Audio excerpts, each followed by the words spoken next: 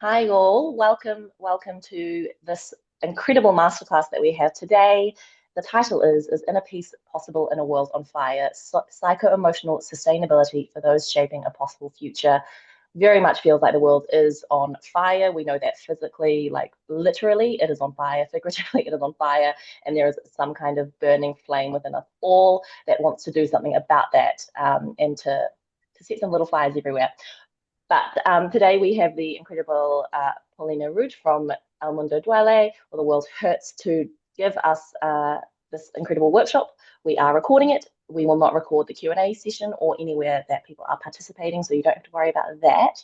But today we'll be doing a quick deep dive into developing psycho-emotional resilience for activists, collectors, and NGOs, because we know that this is not a luxury, it's a necessity for the work that we are all engaging in, and that work is incredibly crucial to build the future of the world that we all want to see.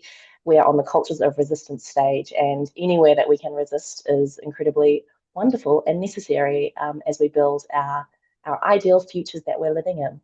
So, without further ado, we have a packed agenda for today. So, I'm going to hand over to Polina. Thank you. Thank you, Annie, for the presentation and for the introduction. And thank you for Heidi for inviting us as an NGO. So today we are going to speak about how to be resilient and how to find this inner peace and whether it is truly possible to find it, or maybe it's completely understandable that internally we also feel ourselves on fire. So my name is Polina Rud. I'm co-founder of the NGO The World Hurts, where we develop resilience programs for activists and communities living through crisis. I held a master's degree in international relations, and I conducted a PhD research where I focused on artists who resisted dictatorship regimes in Latin America, and many of them were not traditional artists, but activists, journalists, and social leaders who had lost access to public spaces due to political repression. So through these interviews, I understood that I began to see the profound emotional impact that prolonged violence, censorship, and all this instability that they had on them. And I understood that the emotional impact was really, really strong, and I saw how deeply their psyches were affected. And this experience led me to dedicate myself to the study of mental health, and alongside exploring these traditional and ancestral approaches to healing the soul, I also completed a diploma program at National Autonomous University of Mexico in psychosocial interventions and suicide prevention. So today we are going to speak about all these that what it means to be an activist and what it means to be socially active, and how to sustain and maintain your inner fire and this desire to help to others. So what takes our inner peace away? Is it this feeling that the world hurts and that everything happening around us hurts with it? And why we can question ourselves, but why does it hurt? Why does it affect us so deeply? Is it a weakness of our soul? And I think that it is something that distinguishes us from those who are able to rest comfortably within a culture of suffering, right? So, and part of the logic of the system is to promote this numbness, this emotional anesthesia, psychological operations, also constant distraction. And in this sense, this ability to still feel becomes this form of resistance. We understand that we are alive because our system, unfortunately, right now benefits when people stop feeling, stop imagining, stop empathizing. So it is completely normal that we feel this pain. And I think it's very important to start with that because it means that we are still alive. It means that we have not completely empathized ourselves yet. And as Joanna Macy said, and we work a lot also with her practices, that the pain we feel for the world, it is the price we pay for being alive.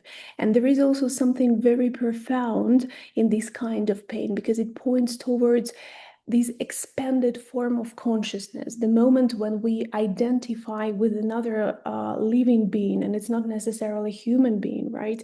And we begin to dissolve the boundaries of our isolated self, of this isolated capitalist bubble where we can be enclosed.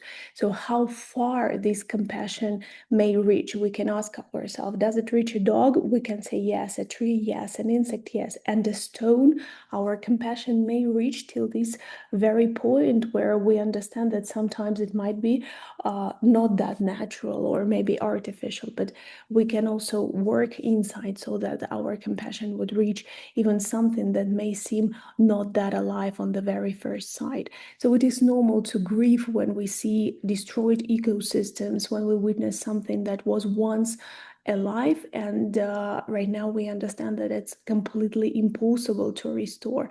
And when we also realize how few people understand the severity of these moments we are living through, it's also very painful because we start to speak about that more and more and more, and our pain is getting deeper and deeper. But we understand that humanity has not only made these devastating mistakes, but it often continues repeating them, exploiting nature, pushing life beyond its limits, sacrificing entire ecosystems. All of that truly hurts, and we are not inventing that. So that's why we have to normalize this pain for the world, and understanding that it is because I'm alive, it is because I feel this empathy. And what we often call pain for the world is deeply connected to these three emotional states, and we feel that we can name them like powerlessness, uncertainty, and distrust. When we experience powerlessness, when we realize that the structures governing our life, economic, political, technological, sometimes even family, seem far beyond our control, and this image of a dead nature that we have spoken right now symbolizes precisely that, because this world where we are living right now no longer responds. We see degraded ecosystems, extinct species, broken relationship between human beings and the living world. And it creates this feeling that something essential has been damaged beyond this repair. So we feel that I cannot stop climate collapse, I cannot prevent war, I'm involved in social change, but there is something happening more than me that I cannot change the rules of the system. And obviously, it creates this feeling that I'm powerless. And paradoxically, it's very interesting that the more socially aware and engaged we become, the more intense this feeling of helplessness can grow. And over time, this helplessness, why it's so dangerous, because it can turn into paralysis, and paralysis can slowly become seen as more apathy, because our vital power, our natural human power, or natural human capacity to act begins to feel confiscated by the sheer scale of the damage. We understand how huge it is. And in many ways, systems of media and power benefit from this emotional state, because a population that feels emotionally exhausted and powerless is easier to immobilize. It's easier to paralyze completely. As for uncertainty, it emerges from this collapse of traditional frameworks of meaning that we got accustomed to. Ideas such as linear progress, job security, predictable future are being eroded by these risks that we created through our own collective decisions, or decisions of a small group of people, privileged group of people. Climate instability, technological acceleration, political fragmentation. So these all are forms of uncertainty that can no longer be easily controlled or predicted. And this creates this existential fragility, right? That we don't know what is happening. And therefore, it creates this collective anxiety, because the future begins to feel less reliable, more threatening. And I really love to mention Ulrich Beck. He argued that we now live in a risk society where the greatest threats no longer come from outside civilization. There is no other, but from our own modernity itself. So the reality that we are creating by ourselves. As for distrust, it emerges because crisis has also weakened social and institutional bonds. Right now, we have informational overload, digital polarization, and the widespread perception of this manipulation every single time by media, by governments. And we live in this chronic state of skepticism because I cannot trust. And for a human being very social creature, it's pretty difficult to every single time face on a daily basis this distrust.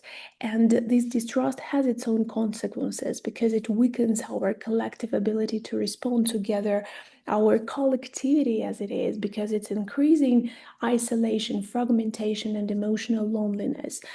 And we see that we don't trust ourselves. We don't know who is next to me. And even while we are speaking about activist movements, sometimes we see that the same activist movements are really fragmented, and we cannot trust the person who is fighting, for example, for the same cause or who is protecting the same thing.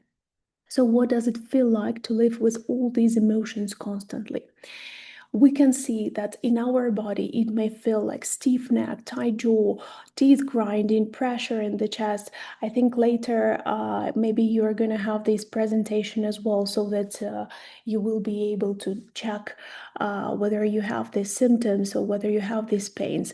And why it is so important to pay attention to what is happening to your body, because the mind does not always recognize stress immediately because it becomes lost in this constant worries, information, mental noise, everything that I have to resolve right now.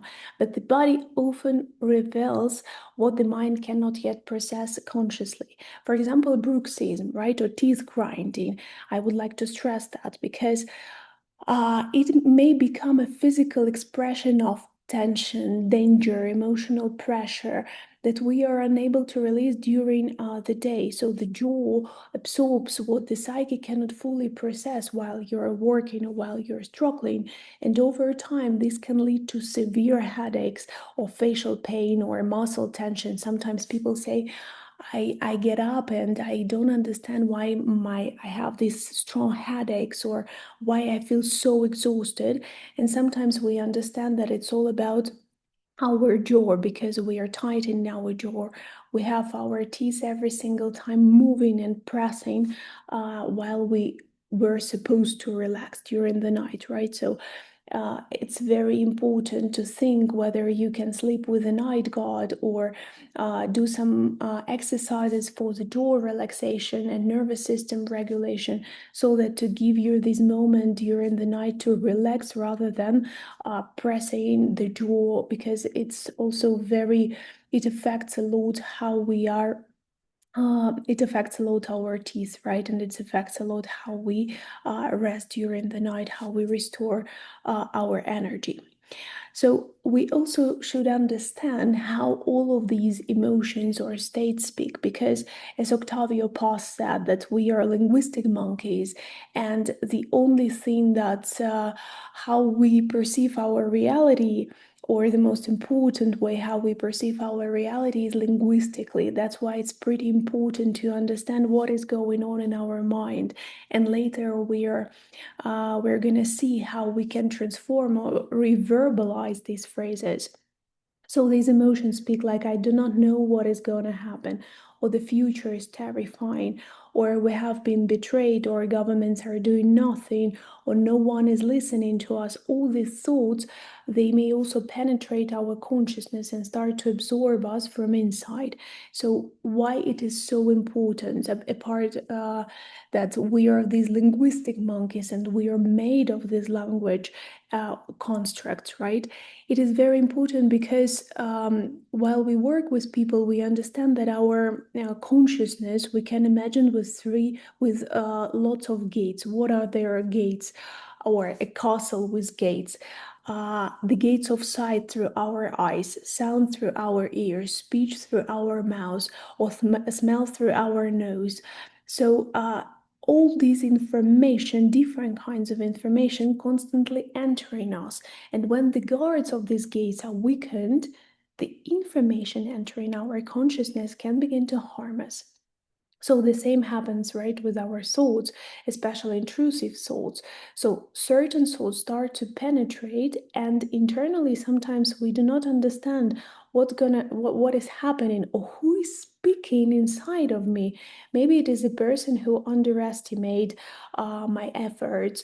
Maybe I read something that truly affected me, and I underestimated everything that I'm doing. So we have to put the God very strong on these gates so that to understand what is entering, because it may lead us to exhaustion, the feeling that we are overwhelmed or emotionally vulnerable.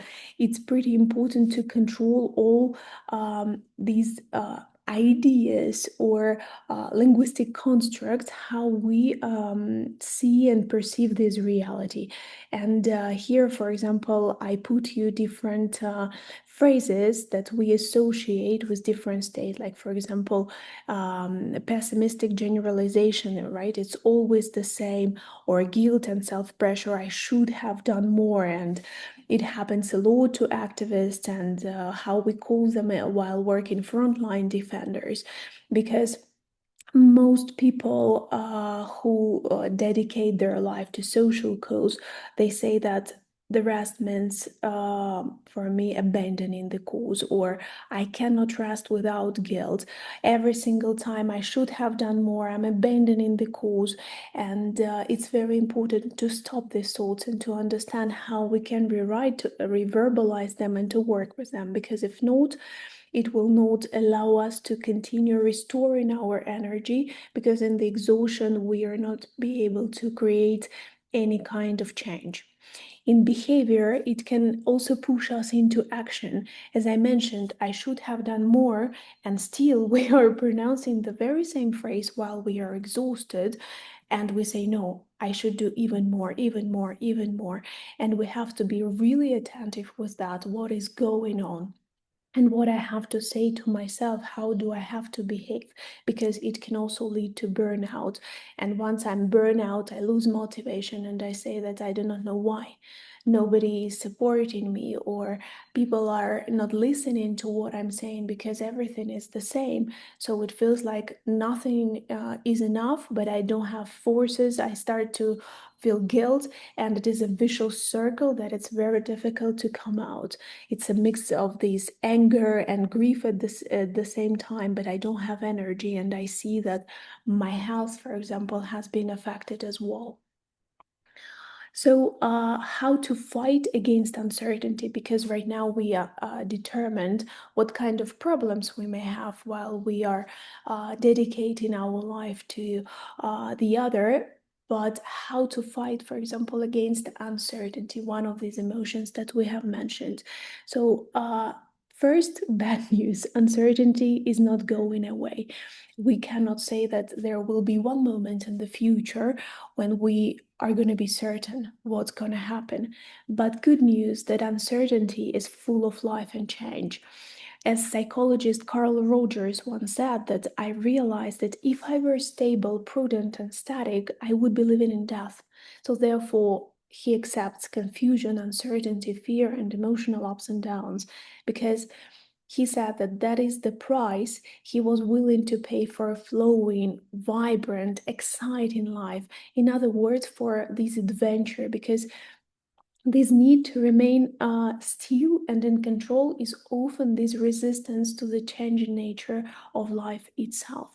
And while we are working with activists, we use a lot the philosophy of Thich Nhat Hanh, and he also underlined a lot that uncertainty is not the enemy, it is the open space where something new can emerge. And Thich Nhat Hanh knew a lot about that, because he was a Vietnamese Zen monk. He did not create this philosophy isolated. He was a monk, poet, and also peace activist. And he lived through the Vietnam War. But his philosophy every single time was really connected to reality, because during the war, he meditated at night and he taught the meditation, but during the day he traveled to bomb villages, helping rebuild schools, hospitals, entire communities, because he believed that this spirituality without action becomes escapism or action without this inner grounding becomes destruction. So on the one hand, you cannot meditate isolated because it means that you are not a social being. You are not being preoccupied by what's happening to the other. But on the other hand, if you are fighting and if you're sacrificing yourself every single time, it's a way to your inner destruction. And here I think it's very important to understand what is the difference in between help, service, and sacrifice. Because while I'm serving other, I'm helping other, I should do it from the place of abundance when I have it and I can share it. But sacrificing when I don't have it, I don't have energy, I don't have time anymore, I don't have it, but I'm making all possible efforts and I'm giving it to another. And this sacrifice sometimes may lead us to this frustration later because the other did not give me anything back. And he called this vision engaged Buddhism. And together with his students, he founded School of Youth for Social Service, where thousands of young volunteers rebuilt villages, classrooms, creating health centers. So he spoke about that uncertainty is our ally. And in his book, Fear, Essential Wisdom for Getting Through the Storm, he speaks about using breath and body practices, but why? He spoke about the importance of acceptance and remembering these 5 truths. I'm by nature subject to aging. I'm by nature, I cannot resist it, subject to illness, to death, and everything that I love, everything that surrounds me will inevitably change. So I inherit the consequences of my actions through body, speech, and mind. And he believed that internally it creates this freedom in action for us. Uncertainty is also this opportunity to move towards utopia. This is where utopia becomes this tool, because sometimes we say, where shall I go? Because utopia is something that I cannot achieve, but it is the horizon. I walk 2 steps and it moves 2 steps away. So why so? Why it's so important? Because once I lose the direction, it helps me to keep walking. So it's not the destination, it is a direction. And in order to destroy this ability to dream, lots of systems or governments, what they do, they start to say that it is impossible. They start to convince people that no other future is possible, to shrink imagination. And obviously, to castrate imagination, it means to castrate possibility itself. So that's why maintaining inside this feeling of utopia, this feeling of idealism, where we are going to, it's very crucial. It's of high importance, because once we are lost, we do not know where to go, because every single time we are questioned, lots of people are putting under doubt what we are doing. No, I have this ideal inside and I have this utopia envisioned, and it helps me going and moving towards this utopia. Uncertainty often leads to helplessness, as we spoke before. When we no longer know where things are going and what any of this is for, we feel paralyzed. So any human being craves for a meaning, for knowing the whys. And that's why we understand that right now we should understand the why and how we can work with this, the why I'm going, and maintain this, because it's one of the antidotes as well for helplessness. And let's see right now what other ways of fighting, concrete things that we can do in order to fight this helplessness internally. So at first, before starting any kind of questioning or internal work, we have to name what we are feeling. I'm feeling helplessness. I understand that it doesn't matter how much I do, every single time I don't have the same amount of results, for example, and I have to notice where I feel that, whether I feel it in my chest, in my throat, in my jaw. And here I'm putting you an exercise of breathing, but I can also give you one trick, because breathing is very crucial. We have to normalize it. But in critical situations, when you see that helplessness is attacking my body, or maybe not only helplessness, it is adrenaline, what I can do. I can not only breathing, but I should stop breathing. And right now here is a contradiction for me, but I feel that in these critical situations, it might get really important. How shall I do it? I stop breathing, and I try not to breathe for 3, 5, 6 seconds, as long as I can. Why? Because our body starts to resolve more important problem in comparison to this outer problem that we have, because my body starts to understand how I can survive. I know that it may sound manipulative, but in these states where I'm really emotional and I cannot control adrenaline, for example, this exercise really helps. So I start to do several circles of this not breathing, because my body starts to understand that the most important thing that I have to solve is breathing. The rest is not of that high importance. So thus we start to decrease the amount, the intensity of everything that we are feeling, right? And return to the present. We can look around, name 5 things that we can see, that we can feel, but also there is one interesting trick here. We can take our nails and start to press our hand or our legs, for example. Why? Because while we are very emotional, or we are in the future, in the past, we don't feel our body. So without hurting yourself, you can start affecting your body, creating like micro, I would say, pains, but they are not actually pains, and we are coming back to our body. That's very important. I'm here, I'm in this bodily experience. How do we reframe the thoughts that burn us out? Do you remember that we started with these verbal constructions that penetrate our gates of consciousness? How can I work with that? I can start taking some notes, what kind of thoughts, what kind of ideas my mind is conquered by. And then I have to rewrite them. For example, nothing ever changes. Systemic change is slow, but today I planted a seed. And that's so true, because we cannot see these changes right now. And something internally, and taking into account that all the world around us right now tries to sell us these immediate results, right?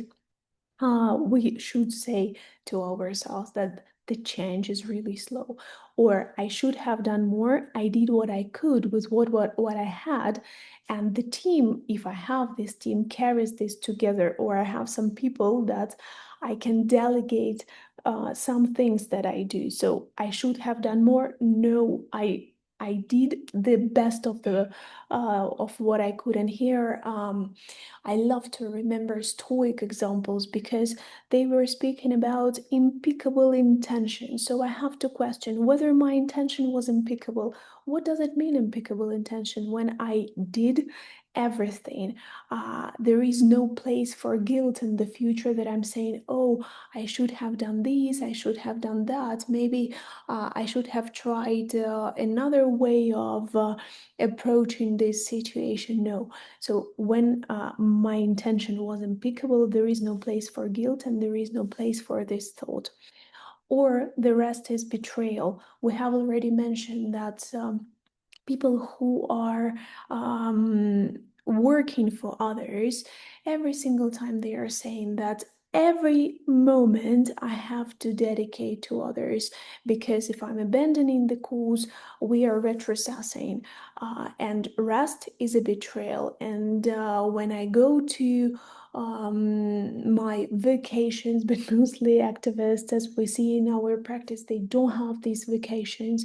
They feel that they are betraying their cause. So how can we transform this thought? Rest is a part of the strategy for sustaining the cause. And maybe I'm gonna make this pathetic example of the plane, right? At first we have to put the mask on us, and then we have to put a mask on our children or on people who are next to us and they need our help. So that's very important. Right now, rest is not a betrayal, it is a part of the strategy. Or everything falls on me, I can redistribute that, ask for help, and I can feel that I'm supported by the people who surround me.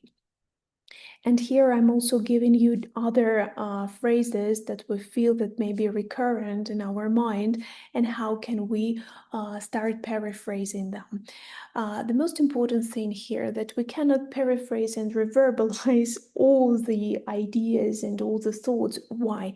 Because our mind starts to resist and starts to ridiculize that, oh, it's not that true, it's not this and that, or lots of contra arguments here. So that's why we should take, for example, from a list that you're gonna do 4 or 3 ideas, thoughts that you feel that enter your mind, and start to paraphrase it. And in the moment, at the moments where they appear, start to say, no, okay, right now I'm reverbalizing, I'm creating a new neural connection.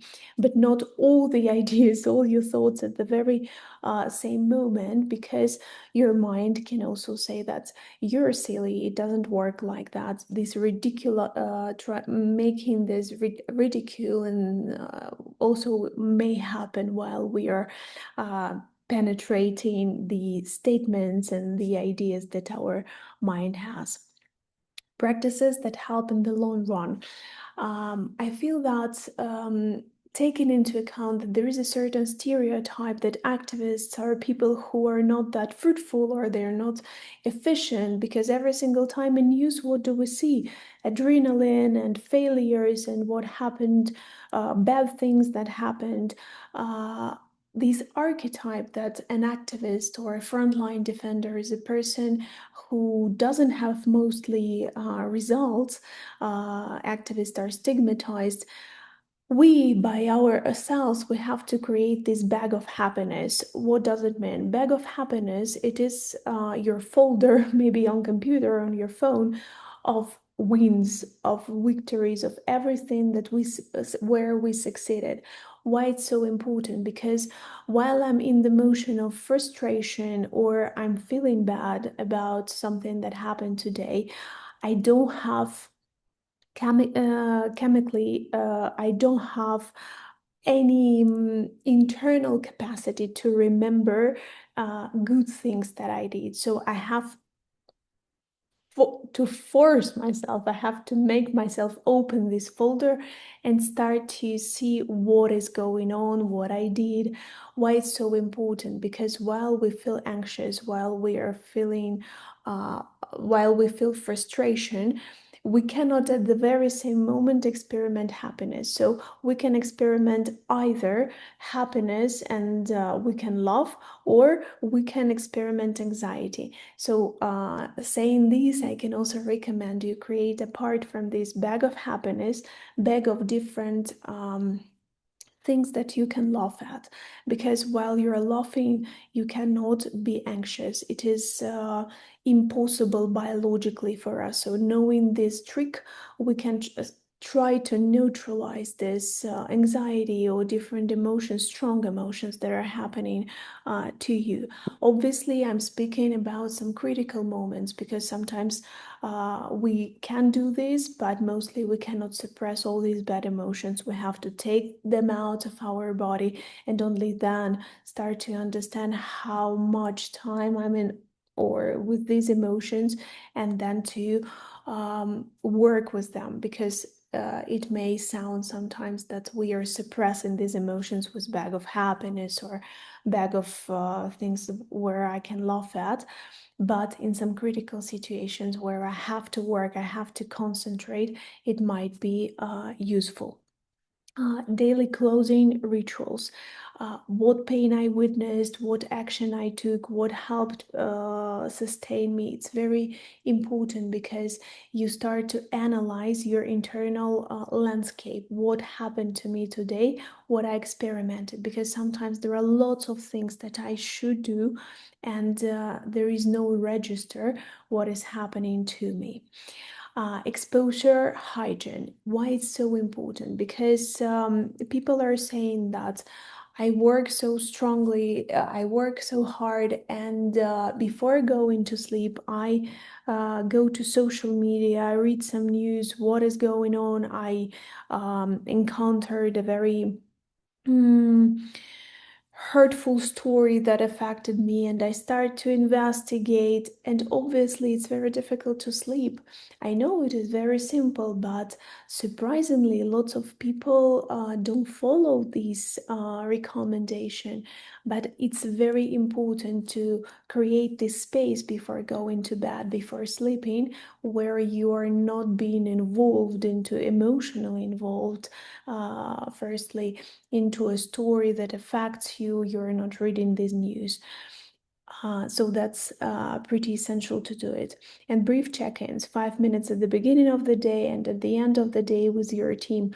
If you're working with the team, it's important every single time to understand that we are in line with the aim, with the goal where we are going, because while being so engrossed in the routine activities, daily routine that we have to do, all these internal debts that I have to do, we have to do these, and that. Sometimes we totally forget where we are going, why we are fighting for that, what is happening. So it's very important, maybe not every single day, because it also requires time, right?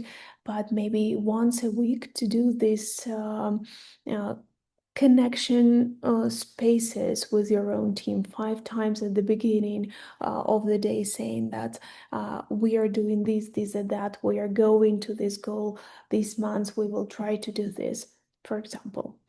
Warning signs. So if you feel that irritability doesn't subside, if insomnia sets in and you cannot control it with all these exercises that I mentioned before, uh, obviously it's time to ask for help, because being inside of a context where you are connected to the trauma of another person, of nature, you see something that cannot be restored, you feel lots of resistance from the part of the government or officials.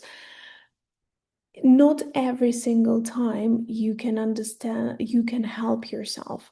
So it's okay to ask for help. It's okay to seek supervision. It's okay to seek therapy. That's why we created our NGO, because we feel that this possible future cannot be built by exhausted martyrs, right? But by the community who know how to sustain one another. And you feel that, okay, I'm not abandoning the cause, but today I'm redistributing my load. I'm redistributing the task that I got used to do. Actions under pressure and raids, or for example, crisis situations. I feel that everything that we mentioned may be applied once you are living your work routine and you feel that you might be exhausted, but sometimes we need some tools that might be useful when it is a critical situation.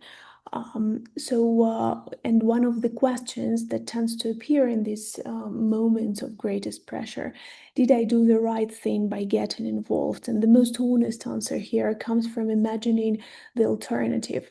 We have to ask ourselves, if you had chosen not to get involved, if you had looked away or decided that this was not your problem, would you be able to look at yourself with the same peace, or would you respect yourself in the same way? Or would you live with this guilt, the guilt of someone who knew and stayed silent, who could have acted and did not? So this imagined guilt may help us. I would not be able to carry this guilt, and every single time it is a proof that your choices were aligned with something essential inside you, because integrity is measured by fidelity to oneself. I feel that I can trust myself, I can trust my ideals, and I won't betray them even under the pressure. In Indian Vedic philosophy, there is a concept of Shakshi. It is the inner witness, because there is a part of you that can observe what is happening without becoming identical to what is happening. So It's not like you are detached completely from the experience.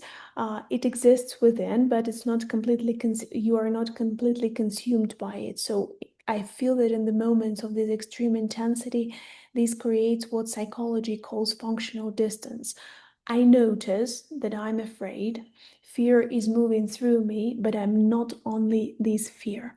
And as Viktor Frankl discovered in Nazi's concentration camps, he said that people who faced the same horror responded very differently because of this safe space or safe distance in between how I'm reacting and what is happening to me. So some psychologically collapsed immediately, but others, under these inhuman conditions, they preserved this inner core that remained untouched. So I'm not, do you remember that we mentioned it like right now? I'm not only this fear. Obviously, I feel this fear, but apart from this fear, I can share their last piece of bread. I can comfort others. And all these people that Viktor Frankl described, they carried themselves with this dignity that had no material explanation. Like, why? Because because the people who survived psychologically were often those who still had this why, this utopia. That's why I mentioned it before. A reason beyond the present moment, beyond the things that are happening only right now that we see. So that's why we have to generalize or to open a wider understanding of what is happening. So we want to see this complete or integral picture, right? Because every single time while we are saying, okay, I did not betray myself, I'm here right now, I'm not only the fear that I'm experimenting under the pressure. Why? Because what I'm doing, it is the future that I'm constructing, and the future is not something that is going to happen. It's not something passive. It's something that we are going to do together, right? Or is something that I am doing. And when pain is so immediate, as I mentioned, to generalize or to open the vision, why it's important, because while we feel pain and the results of your work feel invisible in the moments of pressure, right? The mind needs this larger image. So not only today's problem, but the longer arc of history, because we can invoke this metaphor that water can wear down even the hardest stone. It does not waste energy doubting, right, or resisting its nature. It simply continues every single time. Every single action matters. And if it seems, even if it seems at the moment that is not, because the history of social changes, the history of millions of actions, large and small, and at some point they converge to create a force that governments can no longer suppress. And as for example, Extinction Rebellion, right? They often refer to this idea that 3.5% of the population can become the critical mass needed for systemic change. And this idea comes from the research of Erica Chenoweth, and she started these nonviolent civil resistance movements and found that when at least 3.5% of population actively participate in sustained mobilization, movements have an extremely high chance of success. So it's not this mathematical magic, it is this psychological tipping point, the moment when a committed minority becomes impossible to ignore. And I think this idea may really be important to us internally in these moments under the stress. It is also crucial to name what kind of game your enemy is playing, because during a raid, for example, violence is not only physical, it's mostly psychological manipulation, because the goal is not only to detain people, it is to break dignity. Fear then appears, humiliation, shouted orders, weapons, the separation of families. So all of these intentionally is designed to make people feel powerless, disposable, alone, unworthy of protection. So understanding it, only just seeing the strategies, the manipulation of the enemy may help you understand it and also recognize that here brutality is a tactic, and you stop interpreting it as a truth about your words or about reality itself. You begin to see it for what it is. It is the instrument of those who have no stronger argument than fear. Staying grounded while we are working, it's very important. So right now I'm going to speak about self-care routines that we can do not under the pressure, but every single day in order to make my work emotionally sustainable. At first, it's very important to be informed, and we know about that. But as I mentioned, constant exposure to crisis-driven news, it is something that not that helpful for our peace state. And sometimes it might get very emotionally difficult to be exposed in such great scale. So what shall we do? We have to balance every single time. So at one point, I'm reading news, I'm getting informed, but on the other hand, I find some resources where I can see good news. And mostly, for example, here, I'm making an example of Good News Network.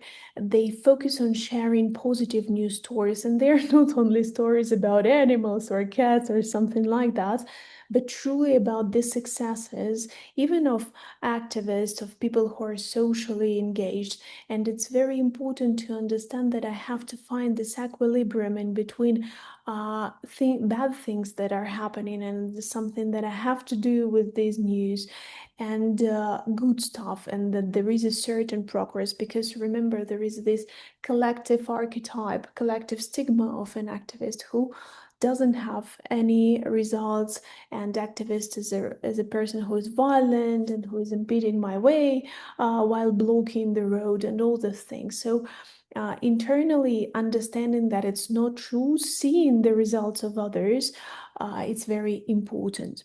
Physical activity, movements every single time is a way of processing stress, and lots of frontline defenders forget about their bodies. But any kind of movements that you can find pleasant to you releases this tension, restore balance. And I remember one yoga teacher said to me that the most important moment where you have to practice yoga, it is the moment where mostly you don't want to do it. So when you feel lots of resistance that I don't want to run, I don't want to practice yoga, I don't want to play anything, it is the most important moment to go and do that, because your body later will feel very not even relaxed, but emptied from all of these emotions. Because we are living right now, and we have to remember that every single time in a system that is shaped by productivity and this capitalistic logic, and the body in these logics is treated often as a machine built to serve ambition, right?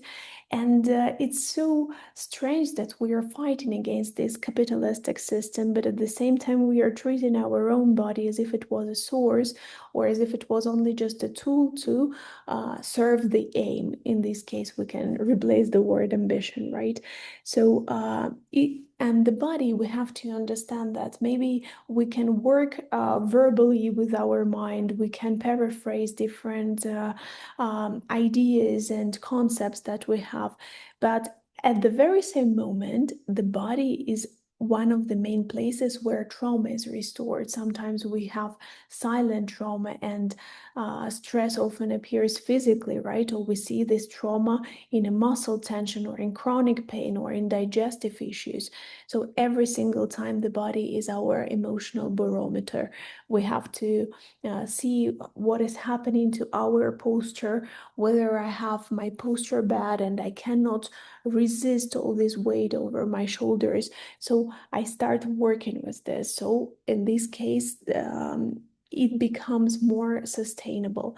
And one more time, physical activity is abandoning my cause because I'm wasting my time. This thought also might appear because I have to dedicate 1 hour every single day. I can do it differently. I can dedicate it to my cause. So remember, not only rest is the strategy, but also physical activity is the strategy. Inspiration I'm giving you here, Running for Resilience. I really love this project. They created it for homeless people, and they wanted to restore their self-confidence, self-esteem, and their will actually to do things through sport activities. It's so, and I would say this adjective, funny, that we are doing so many things in order to protect nature, in order um, to start saying that we cannot infinitely extract and exploit nature. But most people who dedicate their life to nature, they don't spend time in nature. What they are fighting for, they are not enjoying the results of their fight. So that's why it's very important maybe to use the thoughts of Nietzsche. And I really like his phrase. He was saying that in order to produce, not only to rest, obviously here I'm putting on a slide that, but Nietzsche also said that in order to create great ideas, we have to contemplate the fountain, the source, which is nature. We cannot create some original things or original ways of resistance also while we are living inside of an urban, inside of a city, because we are living surrounded by copies of copies of copies. So if you don't like the idea of taking rest and forest bathing, hiking, and you see, you feel that it's not that productive and you're still struggling against this productive mindset, you can sell yourself this idea that I'm going to contemplate nature in order to find new ideas. Creative outlets. Art is an amazing form to digest reality because art sometimes may be transformed in a source that will concentrate all your knowledge about what you are doing. And once, even today, if tomorrow you will say that I am fed up. I stopped doing everything that I did with my activism and I deserve my rest. Your work of art will continue affecting people, will continue transmitting your idea. And on the other hand, every single pain that is being transmitted in art, it is easier to do that rather than verbally sometimes because there are some traumas that we cannot speak about because they are very painful, or these memories are very, they can torment and re-traumatize me even more. So drawing, painting, photography, or writing, music, it is something that communicate my feelings more precisely or in a different way. Even art is a beautiful way of transmitting your message because the I would say the enemy or the other part against whom we are fighting is waiting violence, is waiting something that we can respond with the same tools, with the same methods, but laughter or empathy or art, it is something that they are not waiting for us to show or to express. And I would love to continue speaking about radical rest. I feel it's very important because we envision, we perceive ourselves as something that we should be productive. Every single moment should be efficient, and rest is the betrayal, or rest, it is something that we betray this capitalistic machine, right? Because if we are gonna rest, all of us, this capitalistic motor is gonna stop. So taking this into account, that it is a form of resistance, it's a radical act of resistance because capitalism is waiting for me to work nonstop, to abuse from my desire to move, desire to achieve things. We can also, I say this, sell this idea to ourselves so that to have these moments of rest and restoring ourselves. So our NGO, it is called The World Hurts. We are providing psychosocial support for frontline defenders, and we see that it is very important to take care of people who are taking care of planet, of the life um, as it is, right? Of different kinds of different forms of life. Our services and programs, we work right now with therapy, one-to-one therapy. We have some mutual support forums also where activists can interchange ideas.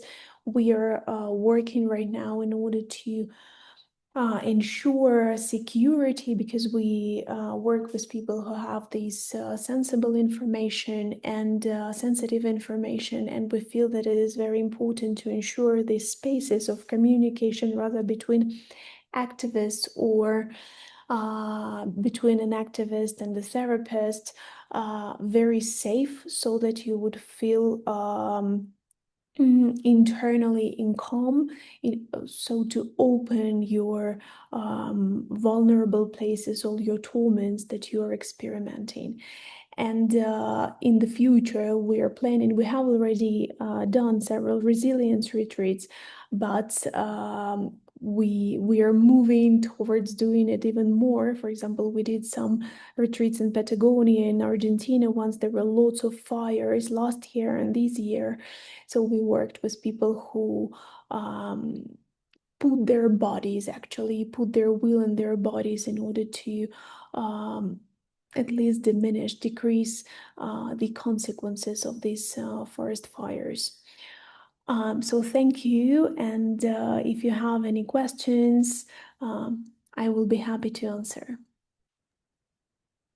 Wow, thank you so much, Polina. That was really incredible. And your voice is also very soothing, so I'm feeling very calm. Yes, I think very good reminders of us and the work that we're doing to prioritize our own health and well-being too. I think the framing of um, defending the lives of the life defenders is really important, and remembering that to defend life, we must be alive to start with. Does anyone have any questions in the last few minutes that we have with Polina?